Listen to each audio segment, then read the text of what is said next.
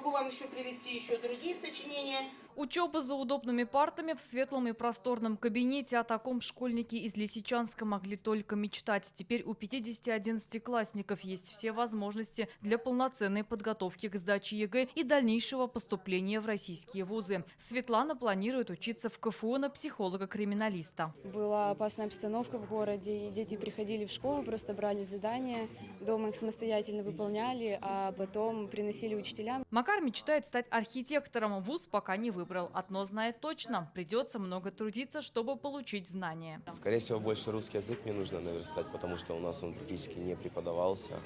Также нагнать математику. Нет по школам света, нет тепла, нет воды. Условий для учебы у ребят не было, вспоминает Алевтина Микильченко. В школу ученики приходили лишь несколько раз в неделю для 30-минутных консультаций. По приглашению Республики Татарстан мы приехали сюда.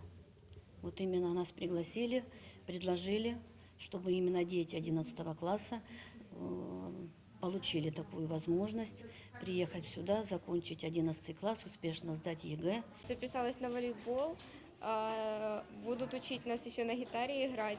Карина рассказывает маме об условиях жизни в Татарстане. Пока с родителями они общаются по телефону. Помимо учебы ребята посещают дополнительные кружки по интересам. Надеемся, что вы там вы учитесь очень хорошо, вас подготовят к ЕГЭ.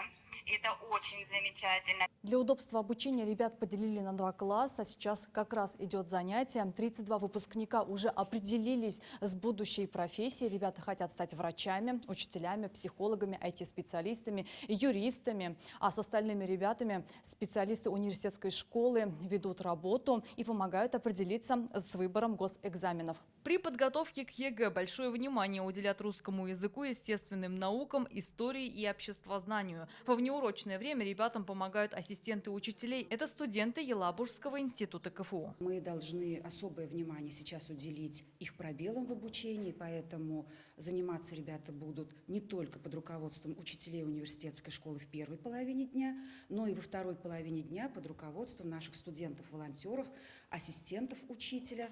Мы их именно так назвали. Учеников разместили в общежитии при университете, который находится в шаговой доступности от школы. Мне очень нравится, ремонт хороший сделали, кормят хорошо. Вообще, очень хорошо тут. 3 раза кушаем, плюс после ужина и обеда дают дополнительные с собой сухпайки. Таким образом, эти ребята закончат 11 класс в Елабуге и после сдачи ЕГЭ они отправятся в города России для поступления в вузы. Гульнара Миниханова, Александр Лихачев, ТНВ, Елабуга.